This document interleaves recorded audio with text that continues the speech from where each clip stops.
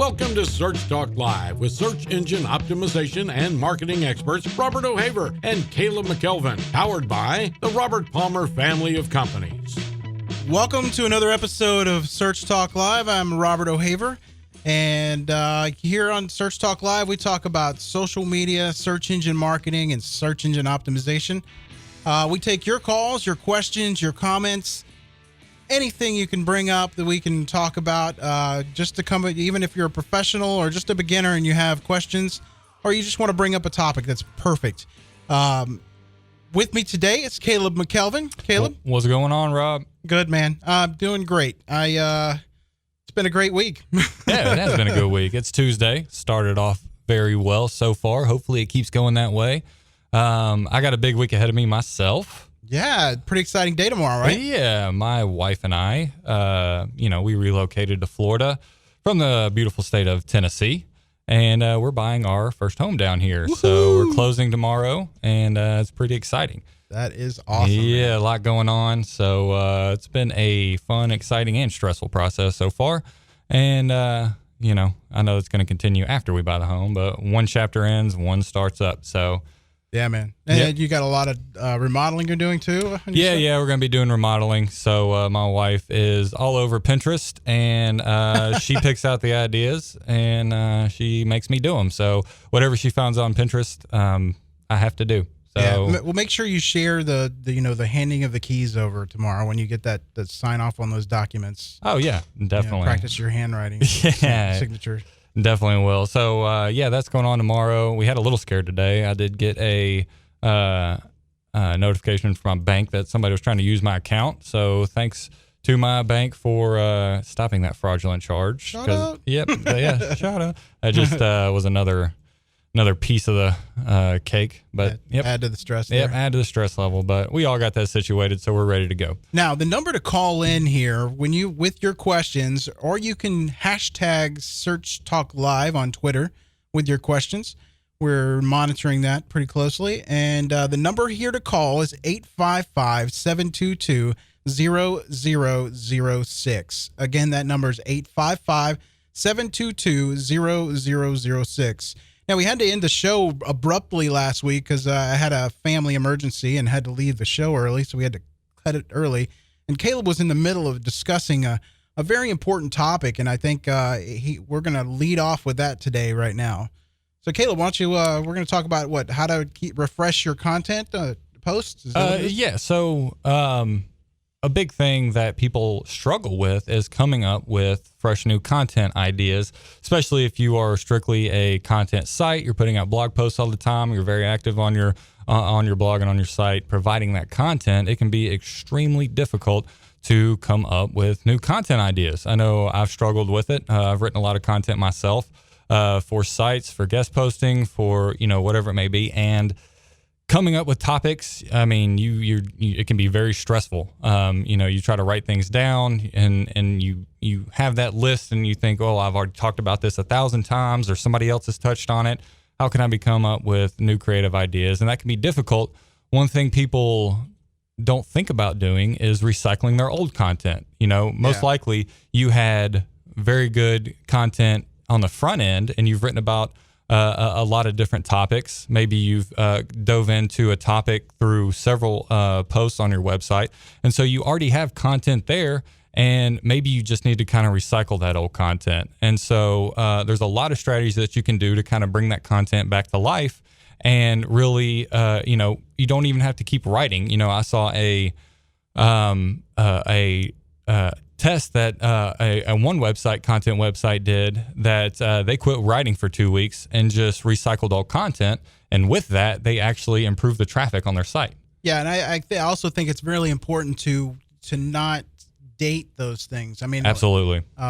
Some posts will show the date in the URL, or they'll they put it on the post automatically. But I would recommend keeping that off, because you don't want to date something. If it's evergreen content or something like that, you really want to keep that fresh looking, and don't give any signals that it's old, Right. Definitely. I mean, basically when you put a date in there, you're giving Google a time frame saying it's only relevant for this amount of time. And so they're going to move on to the next one. So you really don't want, I mean, if you're providing up-to-date news, you know, a news story that happened that day, it's big, going on and on, you know, that's something that's, well, okay, it's news relevant and it's for that day. But if you're, you know, providing content for just a topic, putting that date in the link structure and or the URL structure and on the post, you're really going to limit what you got going on, and you're going to put a time frame on it, which is definitely not good. Yeah. So, I mean, like, if you Rand Fishkin, they did a case study. Rand Fishkin's with Moz. Here we go again. Shout out. But it just happened to be on this topic, and they actually did a test where they either added to a content on an existing article on their site, or they just reposted it with some, you know, minor changes. Yeah. And they saw a huge flux in ranking signal and the rank of the article. So yeah, I mean, these things can be done and to kind of freshen that content up. Yeah, absolutely.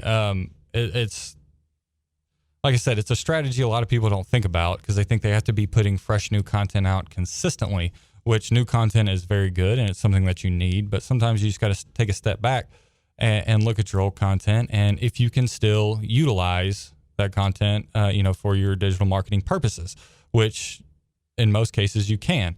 And so a lot of people are like, they ask the question, well, which content? How do I know which content does best? How do I know if I should actually use that content to recycle that content? And you know, it's something. It's fairly easy.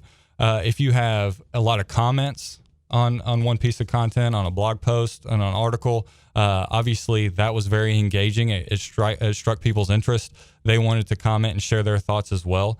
If you had articles that did very well on social media, if it had a lot of shares across the board, and that struck conversation on social media as well, obviously then that's something that, you know, people are going to be interested in most likely again. So, you know, those are two signals that you can say, okay, this is content that I can really use if it's ranking really well, or if it did rank very well on the front end.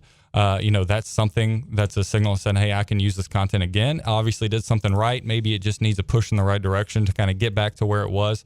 And so those are kind of some things that you can see. You know, if you have popular content, then those are the things you just kind of need to focus on and say, okay, what can I do with this content? How can I, you know, bring it back to life, raise it from the grave, and get eyes on it again and really get it in circulation. And there's very effective ways to do that. And that's kind of what we're going to cover on the front end of the show. Yeah, and it could be something as little as changing the title on the page, or are they changing the, you know, the H1 tag, the title of the content or the article. Those things go a long way. I mean, those are your most powerful signals are your page titles and your H1s and obviously the content that's written on it. But you keep it quality, obviously. Yeah, and you know, I'm glad you mentioned that, Rob. That's kind of like this. That's the simple form of refreshing your content. Is changing the titles and changing the tags. It's actually a couple of years ago, I actually did an experiment on, it was the same piece of content, just two different titles, and one did very well and one didn't. So just as changing the titles can be, and sharing it back out there, that can, you know, strike people's interest again. So just sharing that, changing that title, putting it back out there, you know, people, you're just going to reach a whole new audience with it. And so, that's a really simple form to do that. I'm glad you mentioned that. And, you know, it's a simple change, and you can even do a little experiment with it to see if it does help, to see if it does change. And in most cases, you will see that it will. And, you know, you can update that information and, you know, put it back out there. Yes. So does that mean that pretty much covered, or you got? Oh, no, we got a lot to go over. That was the simple form. And, you know, this is something that it takes a lot of thought. It takes a lot of effort. But the good thing is you have the content there. It's just how you're going to use it. And so the simple forms, changing the titles, changing the tags in it, update old information. An updated version always helps. If say you'd had statistics, say you were writing a piece to see, you had statistics in it, you had graphs in it. It was from 2014, or it was from just months ago. Had an updated version, and if you can compare statistics from then to now, add new statistics in it, even and compare it in the post. Here's where it was 6 months ago. Here's where it is now. Here's where it was in 2014. Here's what it is now. It was said, somebody quoted this and 6 months ago. Well, here's how somebody combated that and contradicted it. And so you can really do kind of a contradictory piece. You can add on to it and link, if it's a short version, adding that link that obviously is good when more content. But if you can update that version, update the information, compare information, combat that information. If you have 2 views, if you had 1 view and now you have another, that's something you can improve in the content. But something that's going to keep them engaged and keep them, here's a reason to read it, and just putting that back out there. Updating that old version is a really easy way to get your content back out there, recycle the content, and use what you already have. And so a lot of people really enjoy reading those, especially in certain industries. I know in SEO, it's a big one. We love reading new updated information. Oh, yeah. Case studies. If you have a graph out there, how stuff worked then and how it's working now. Live on that stuff. Yeah, I mean, people will live on that stuff. You're right. And so if you can do those updated version, that's a really good one. Another big one is infographics. Yeah, absolutely. Visual is huge. If you can provide an infographic, the thing about infographics is people think they're just, okay, if I just slap something that's really pretty on there, then it's going to get a lot of traffic. People are going to share it. People are going to link to it. And that's just not the case. There's been so many generic infographics done, 5 steps to this, here's how to do this, here's how to do that, people are bored with it. But if you have creative content that you have been sitting in the vault on your website and you can make an infographic out of it and bring a whole new fresh idea, then that's just going to put you ahead of the game. And having those infographics, people love to embed those on their site.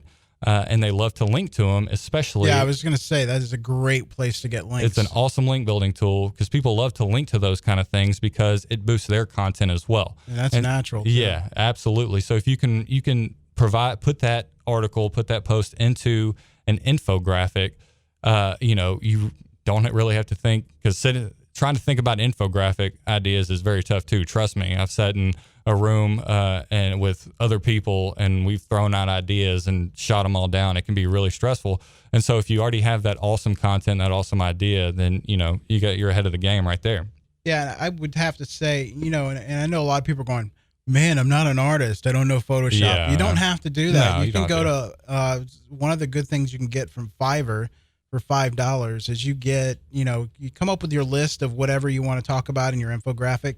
Submit that to a guy on Fiverr, and for $5, they will put the most amazing. I think they're really good. They really are.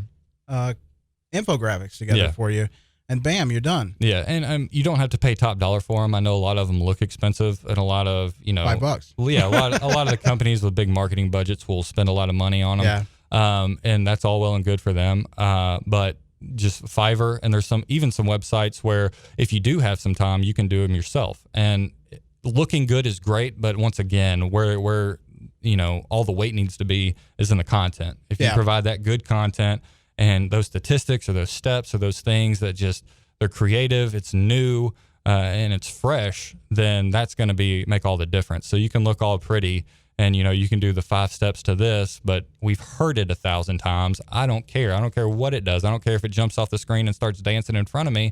I'm not going to read it. And so if you have that fresh new content idea, then like I said, you're ahead of the game right there.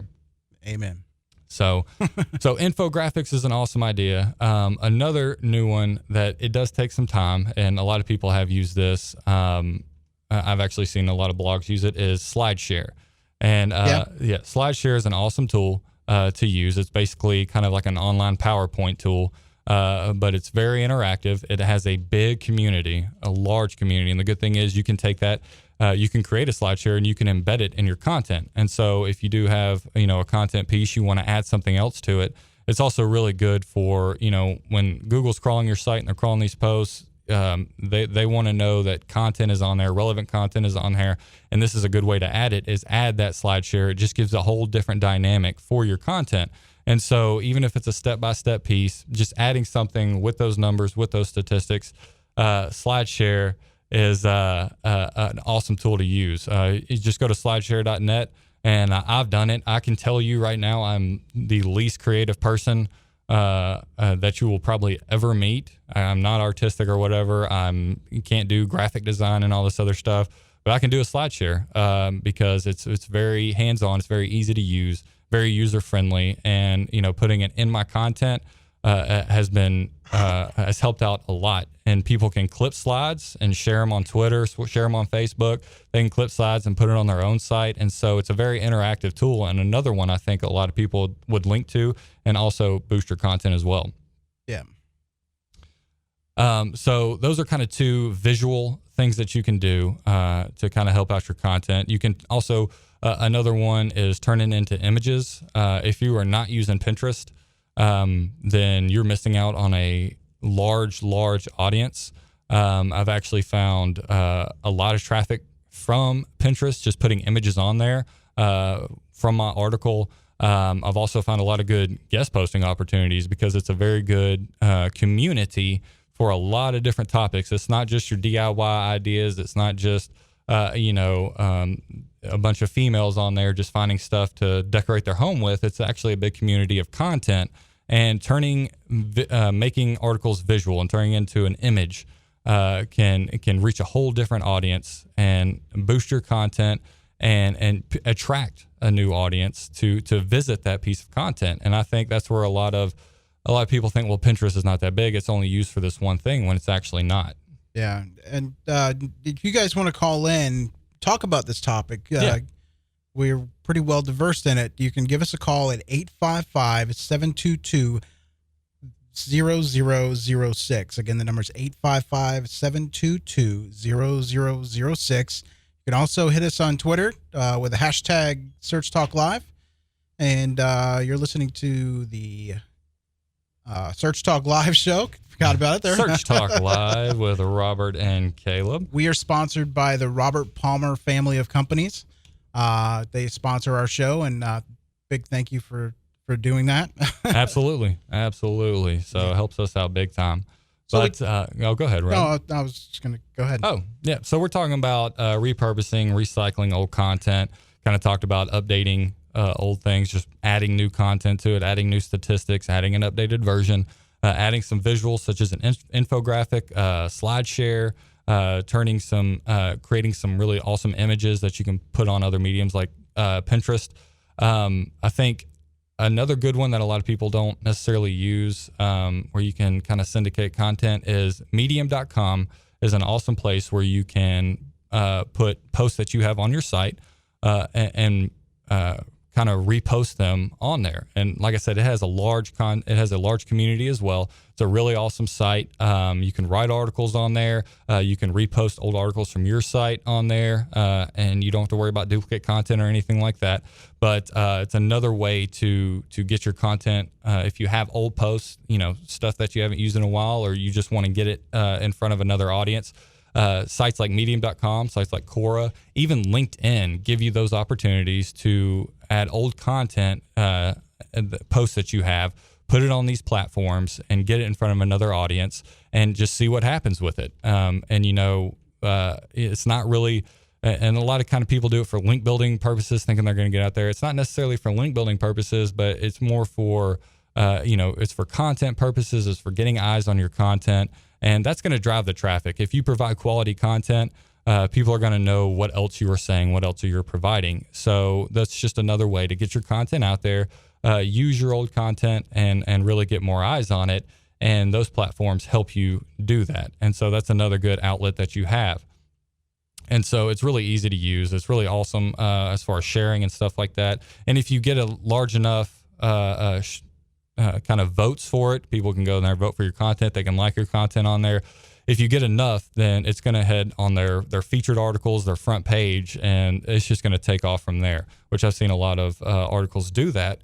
And so when you're doing that, though, you really need to go on there and see what is doing well, what kind of topics are doing well, what kind of articles are doing well, what point of views are doing well. If you can find out what's doing well, that'll give you kind of an idea on what you would need to put on there. But those are two outlets that are really good.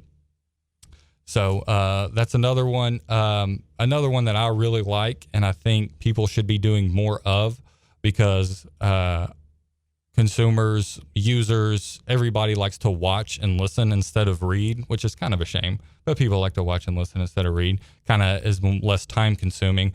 But turning content into videos and audio. That's great. Especially if you're a YouTuber, you know? Yeah. So I know, Rob, you're definitely good at video content with your YouTube channel and our Search Talk Live YouTube channel. But turning posts into video, I think people really respond well to that. Oh, yeah, absolutely.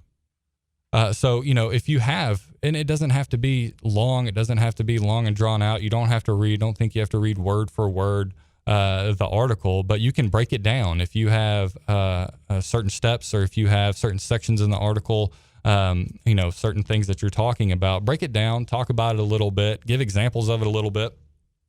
But it's another way to share your content. YouTube is huge, of course. You can embed that video in the content. It's awesome for sharing purposes. I know we talk about social media a lot. For social media, it's awesome for sharing purposes. People would want to be more interactive with it. If they can just scroll down, see a video, they're more likely to, you know, watch or listen and see what's going on. But that's definitely a way to boost your content and add that content to, you know, your already existing content, and that's going to help out big time. And so if you could turn that into an audio clip, which people, that's an easy thing to do. If you can turn it into an audio clip, that's pretty simple. SlideShare, you know, just add those things, anything to boost your content, anything to give it another point of view, anything to give it another dynamic, anything to help it out is gonna benefit you in so many ways. And so that's an awesome thing to do. So if you can turn it into a video, if you can turn it into audio, you know, think about doing that and kind of go with it. One more thing that I really like, and I've seen it more often now, it's more people are kind of doing it. If you do have an article that is getting a lot of shares, if it's an opinion piece, you know, if it's something that people are really commenting on the page, kind of cutting those out and putting them in the content and kind of focusing on those is something that I think is very engaging with the reader. If they know that, you know, they want to see what other people are saying about it, even if you have people that don't agree with you or they are agreeing with you, if they have different points of view, if they have different things to say about it, just including that. If people are tweeting about it, include those tweets in the article. If they're commenting on Facebook, you know, put those comments on the Facebook. If they're commenting on the post, you know, kind of highlight a couple of them, adding those to the content, and even commenting on those, responding to those yourself. That's another way to extend the content, create more, and really kind of put a different twist on it. And that's all kind of all you need to do. And so, you know, if you do have something that's really interactive on social media, if people are tweeting about it, commenting about it, include those in the article. You know, let them know that, hey, you know, I included you. You know, come back, see what other people are saying. You know, you had this point of view, some other people had another point of view. Kind of start the conversation over again. If you can get people starting a conversation and engaging with each other over your content, then that's all you really want. You can kind of sit back and observe while they do all the work for you. Yeah, man. That's a lot of good information, Caleb. So glad we're recording this so people can play it. So if I'm going on a rant, I'm sorry. You know, I'm just kind of talking and going. But yeah, so that's an awesome way to do it. If you have any other suggestions or you want to ask more questions, please call in 855-722-0006, 855-722-0006. And you can also, if we're not on the air at the time, you can email us at questions at searchtalklive.com, and we can answer those questions on the next show, which is great. Or we can send you back an email if you don't want to be on the air, or you know what I'm saying. If you don't want to mention it on the air, we can do that as well. If you have a website or something that you want to, we can critique that right on the air if you like.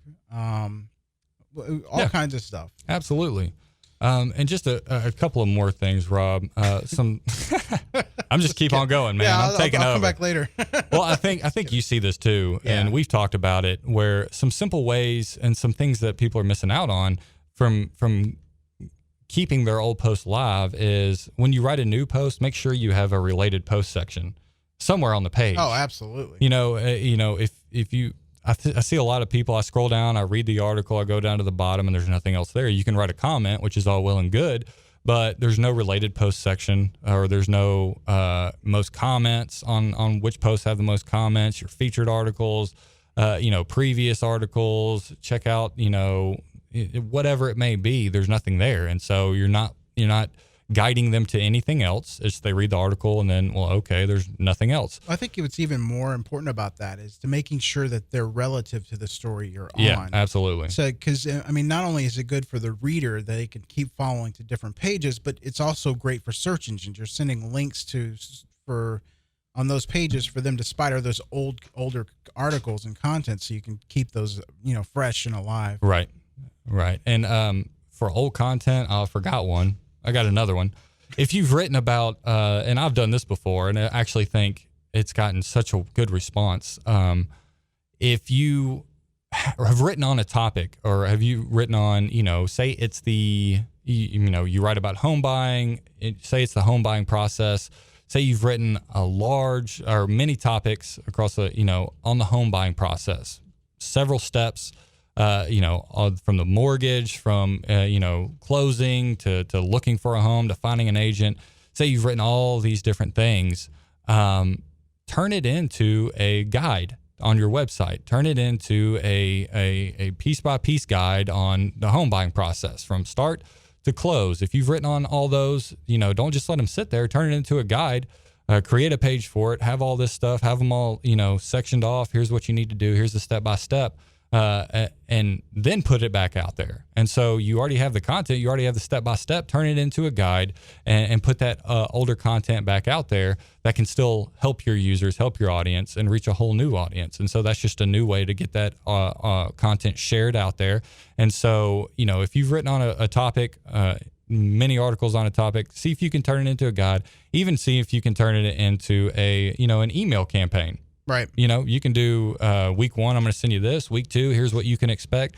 Week 3, here's what you can expect. Give them something to, okay, well, I read this. It's really awesome. What's the next step? And so you can even turn it into email campaigns. So if you have written on a topic several times, and you can break it down into a step-by-step, if you can break it down into a guide, that gives you a whole different, you can do a whole different ball game with all that content and put it in that guide or put it in that email drip campaign. And get it in front of your audience all over again. And, there you go. All right. You ready to move on to the other topic? I think I'm done, Rob. Sorry. That's half the show. No, I'm sorry. I think I'm done. Robert's over here giving me the neck symbol. Cut it off. Cut it off. I know. Just playing. One thing I want to talk about is my recent experience. And I've done this a long time ago in the past when I was a fairly new, SEO marketing guy, and this is something that goes out to really your new SEOs and your old. But I've been helping out in the Google search forums product, or Google search product forum. Anyway, and I thought I've heard it all. I've been in the business for over 13 years, and I'm like, there's nothing new that I could really get from this. I could probably answer pretty much any question, but man, to my amazement, and I highly recommend if you're a new SEO or an old SEO and you think you know it all, man, go into that forum. These admins and myself and whoever helps out with that, total kudos and props to you guys, because I went through, I did I think about 20 questions today, and some of them are just so off the wall. I was able to answer most of them, but there's a ton that I couldn't, just because, it's just, wow. It's just amazing. But what's good for you as an SEO or someone trying to learn SEO is to kind of sit back and look at the conversation, look at the question that people's asking, the problems they're having, and then listen to what the admin's responses are, because you can learn so much from that. Just total off the wall stuff that you probably never heard of. There's also common stuff too that you would normally come across, but there is I'm loving it, because I'm like that. Wow, that's something I've never heard, But I would definitely recommend you going in there and just kind of sitting back and looking at the conversation, listening to the conversation, or looking at the conversation between, a person with a problem on their site, or it could be anything. It could be AdWords. If you're an AdWords admin, they've got a search form for that Google has, and it's made up of all volunteers. These guys know their stuff. I mean, they have to, because they come across the most craziest things, if in real life situations, and they are able to increase their knowledge daily by this stuff, and it's worth its weight in gold for someone that's trying to learn SEO. I mean, because you really get and everybody, all the admins and all that stuff are going to give you nothing but best practices, what Google wants to see, what's going to help your site. It's none of this black hat stuff. It's all white hat forums. So if you want to learn the correct way to do things, that I would say Google search forum is the way to go. Yeah, I definitely agree, Rob. There's so many topics that they cover, and there's so many things that they cover, stuff you wouldn't even think of or stuff you don't even know about. And, I've seen in there, I'm like, okay, well, what are they talking about here? And I'll learn things. It's an awesome way to learn things. It's a great community. They're very interactive. They're very descriptive, and they go in detail, and it's not really just kind of general information. It's, they get to the point and they dive deep into it. And that's really important as far as SEO, because like we've covered it before, there's people out there that are going to give you, kind of bad tips. They're kind of going to steer you in the wrong direction. This here, exactly that you're getting the best possible knowledge and the best feedback that you possibly can, along with Search Talk Live.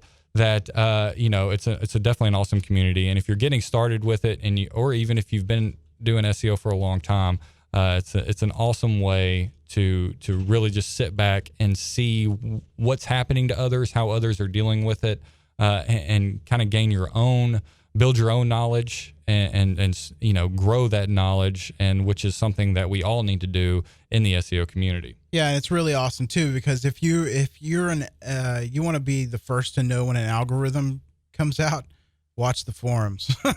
Yeah, because you will see the forums light up like crazy. Oh, my site's dropped off the face of the earth, or whatever. And no, it's just a really great source of information.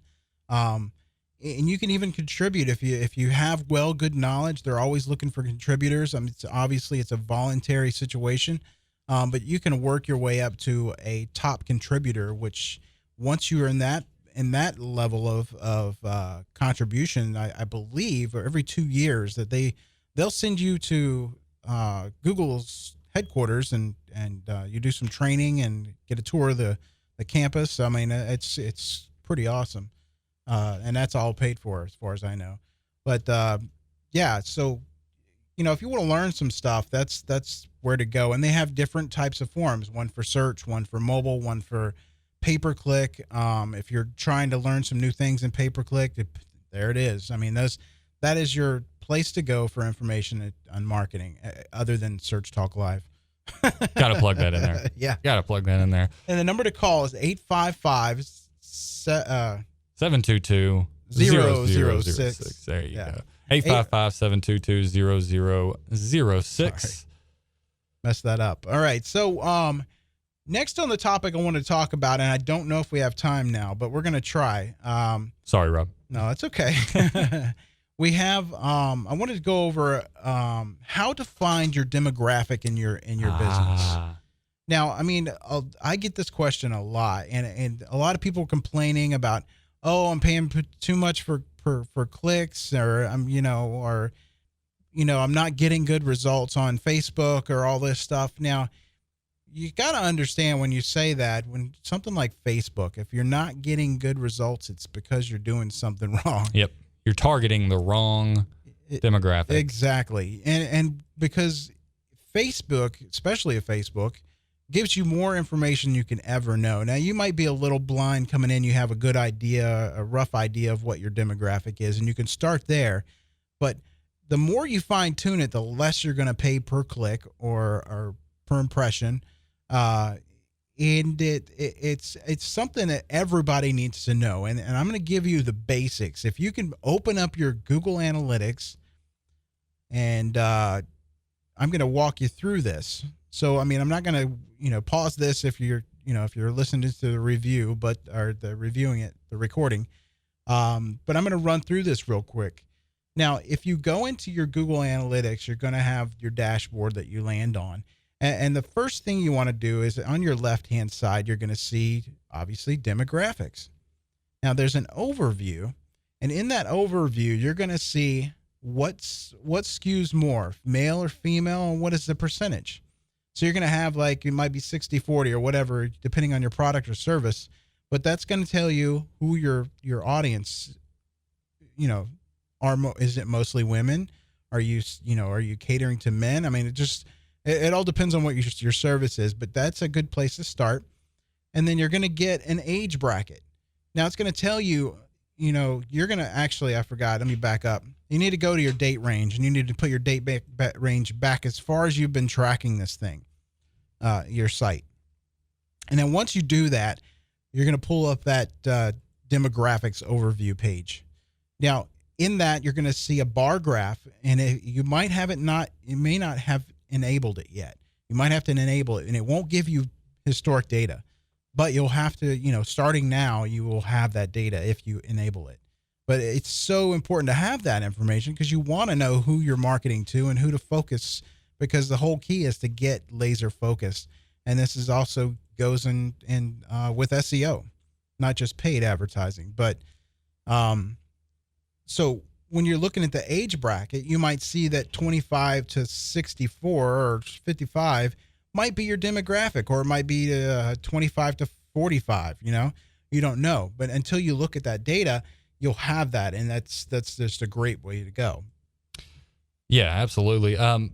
This is such good information to use. And the thing is, I think a lot of people find out is they think they are targeting one area, but when they look at this, they find out that it's actually interacting with a whole different age group or a whole different gender, a whole different demographic. And it's how you can really, change your strategy. And so paying attention to this kind of thing, and who's engaging with your content, who's visiting your site, you might have to change your whole strategy, who you're trying to reach, your mindset, your point of view, and all this other kind of stuff.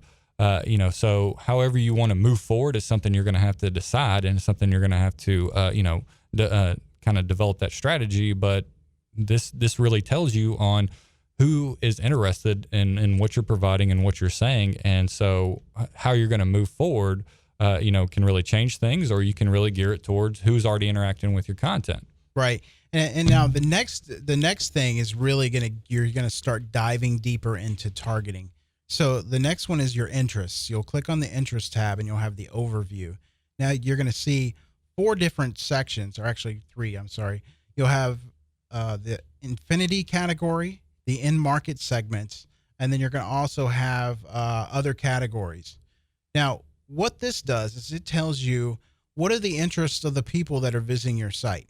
So if you're, I don't know, for an instance, it might be, it'll show you that a certain percentage of these people, say 30%, are into a certain movie or travel, something like that, cooking stuff or anything like that. Then you can use that interest. Excuse me for a minute. You can use that interest to use that on Facebook as a target, because, as a Facebook, I'm sure everybody's got a Facebook, most people anyway. You're always telling people what you love, what your shows are, what's your favorite band, what's your favorite food, everything, all that stuff is for marketing. So all that demographics comes back and information comes back to you, your analytics. And that goes the same for Google. It gets a good idea of where what you like and all that stuff. So there's your other focus. And the infinity category is not related to your business specifically, but it's the people that have visited your site and what they're interested in, what percentage wise. So you let's see. Then you have your in market segments where it actually is related topic to your industry. So you're going to be able to go super laser focus on your what you're doing in advertising, paid stuff. Now, what this is going to do by doing all this, you're going to get a lower cost. Your cost per clicks, your cost per CPM, all that stuff is going to go down because you're laser focusing it. And then the other categories is, other unrelated topics of things that they're interested in. So, when you might want to throw those into your when you're setting up your campaigns and stuff for Facebook or whatever. And then once you get there and run that campaign for a while, Facebook is going to give you an amazing amount of information as far as who's clicked on it, what's their interest. Does it match what you've put in there? It'll even let you, once you've run that campaign for a certain amount of time, it's going to make it to where you can even, tighten it up more so that you're just so laser focused. You're going to get a huge return on your ROI. Well, one question I've gotten before is if you go so focused, are you going to miss out on new opportunities? Are you going to miss out on new audiences? Are you going to, are you kind of limiting yourself, and kind of cutting off, certain areas that you could be reaching or certain people you could be reaching? How would you answer that, Rob? I'd say, sure, you're going to miss out on some, but the goal here is to make a profit. It's all about conversions. Yeah, conversions. And we know from historical data, or hysterical data, no. Sometimes. Yeah. You'll know from that data what's causing those conversions on your site. And that's part of setting up goals in your analytics. So you can just follow that step by step to where those, that targeted people are. And right. You can you're not wasting money, and that's the whole thing about advertising is you want to get the lowest cost possible for your product or service. Your expenses. Yeah. Expense wise, advertising expense. So now let's see, we covered that.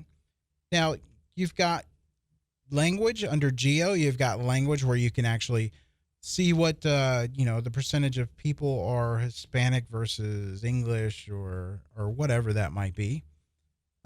You've got location, where the people located that are visiting your site the most. And you can drill that down. It'll give you a map of the world, and you just click on the area that you're seeing most of your traffic from. You've also got behaviors, new versus return. That's not so much for your targeting, but let's see. Technology is an important one. You've got browsers. Are they Android users? Are they, I'm sorry, I'm looking at the wrong one. Mobile is what I'm talking about. Mobile. You've got, how many people are on your site that's using mobile? Is a majority of the traffic to your site mobile? You need to know that when you're doing your advertising.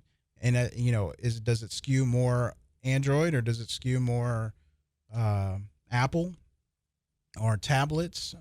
All that stuff needs to go into the consideration before you do that advertising. Caleb, do you want to add anything to that? Man, I'm soaking it all in. Let's see. I'm just looking through analytics right here myself. And then you have benchmarks, which benchmarks, what they do is they kind of compare you to your competition. Yeah. And in the United States or anywhere else in your niche. And let's see what else we got. Those are the main things you need to focus on when it comes to setting up campaigns or ads in a Facebook or Twitter or even Google or Bing. You got to be. I see the huge trap that everybody falls in when they're advertising is, let's just throw a bunch of traffic at it and something will stick, That's, if you have deep pockets, that's the way to go, I guess. If you want to do it, maybe a branding campaign where you can brand the hell out of your product or your company. But if you're on a low budget and you want to keep that budget down to where you're hitting a certain goal and you're conversion, you want to do that. You want to laser focus it. Well, I think even if you do have a small budget, you can compete against some of the larger companies with all the budget in the world just by who you're targeting. Absolutely. and who you're focusing on, because they could be just throwing money to the wind and letting it float away, just to see what's going on, throw bait in the water and see who bites. But if you're targeted and you use this information correctly, your conversions are going to be there because you're targeting who you need to target in the right audience. And so, they might have this big budget, and sure, they might, come off with profits, but, you're going to benefit from it because you're focusing on the right target audience, which is going to lead to a high conversion rate. Yeah. I mean, let's get this right. I mean, anybody can drive traffic to a website. Yeah. It takes a good person or a good advertiser to focus it. Yeah. And make it where you're just so happy because your closing percentage is over 10% or whatever it is. Yeah. But you get rewarded with at least AdWords. Like if you're so laser focused that your quality score, which depends on your ad that you have running, the relevancy of the keyword that it's tied to, and the landing page it's on. If you have a higher quality score, you will pay less than most people on the page to get higher in the ranks. Like one guy might be paying $10, but your quality score is 10 and you're paying $5. Yep.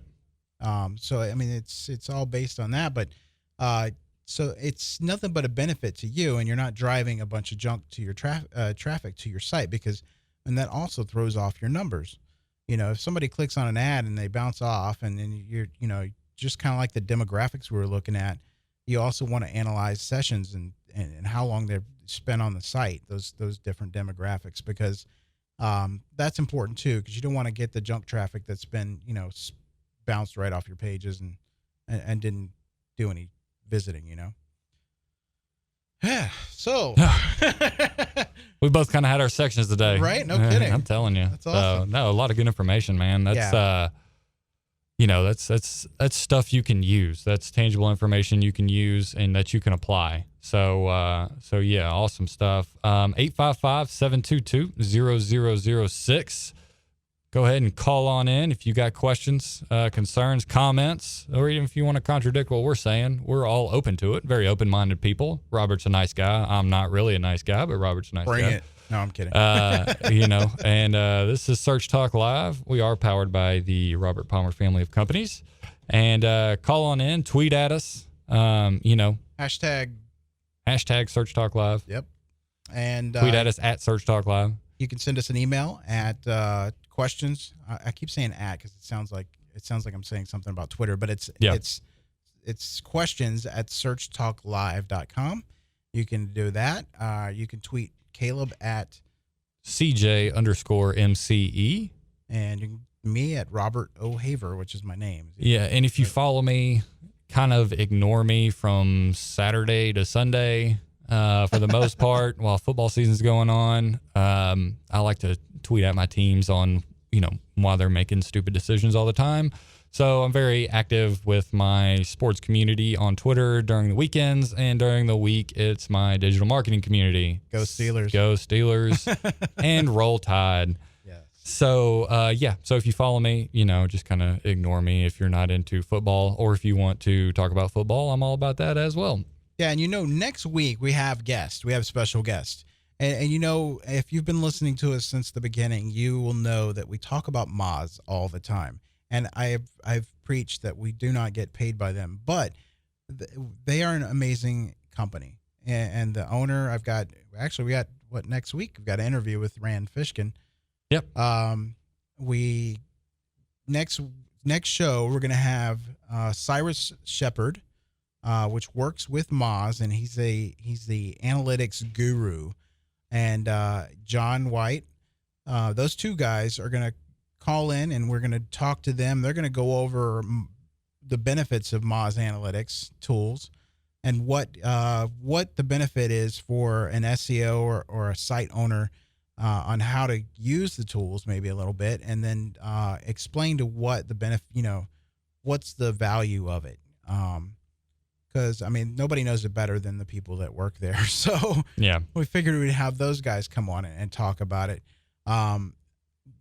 Cyrus Shepard, he does a lot of articles, a lot of case studies, and he spends most of his time drilling numbers and getting black and white doing tests, A/B testing, different SEO techniques and stuff like that to find what works best. So you can really, if you want to call in during the show, you can ask him questions.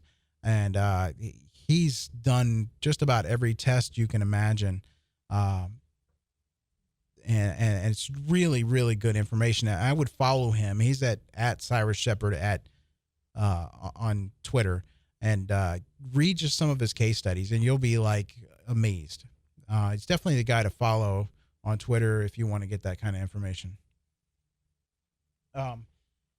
So we have about 10 minutes left in the show. You want to give us a call. It's 855-722-0006. 855-722-0006. Got anything else, man? Well, I did read something interesting today.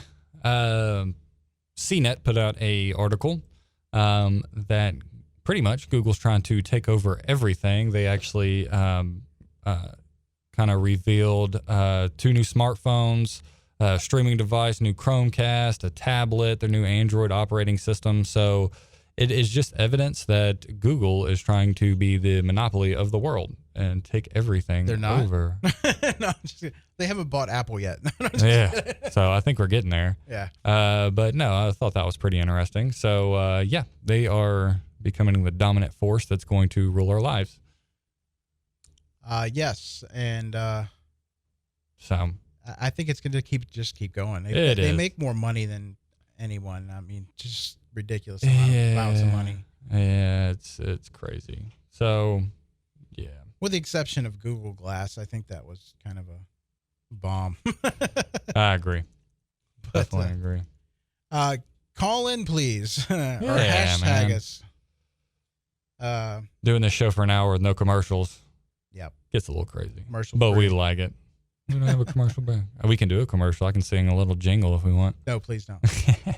I'll have to pass on that one. All right. Sounds good. We are on iTunes now. We have the show. You can listen to it there if you Yep. have an iPhone. We have we're on SoundCloud. We're on Spreaker. And if you like the show, support us by going to Spreaker and following us there. Yep. We're trying to get the show on iHeart. We got a mobile app that will be coming out in the next couple of weeks for the show, where you can actually just pull up the mobile app and listen to the stream, or you can play past episodes or even chat live right on the app, which is kind of cool. Let's see what else we got going on. We've just about finished our website, searchtalklive.com. Yeah, getting that going. And you can listen to the show live there. There's a calendar I just added today that's below the live stream, where you can see the up and coming shows and what the topic's going to be.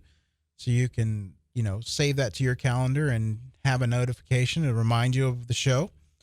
I thought that was a good idea. Yep. Because, people in their busy lives, they don't, they're not always thinking about Search Talk Live. I know, it's hard to believe, Caleb, but I mean, geez. Great topics today, Caleb. I really, that was some really good information. Yeah, definitely. It was a good one. And, you can always listen to this show again, take notes, or, if you got questions on it, if you listen to it again and you get questions on it, you can always hit us up.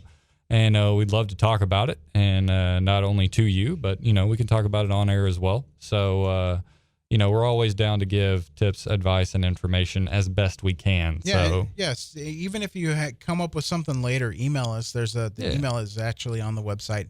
It's, again, it's questions at Search Talk Live, or you can just hit Caleb at searchtalklive.com or Robert at searchtalklive.com. yeah. You can send us an email. We will respond to you.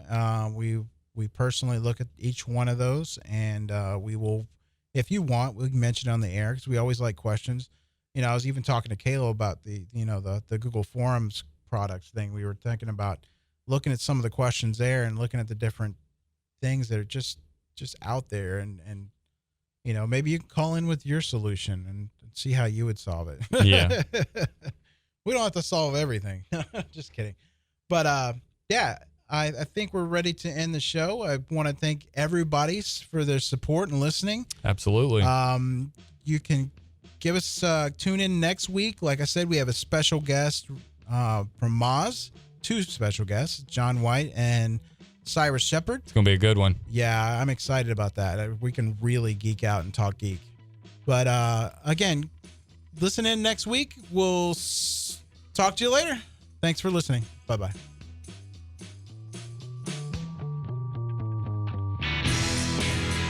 Search Talk Live is a presentation of the Robert Palmer family of companies.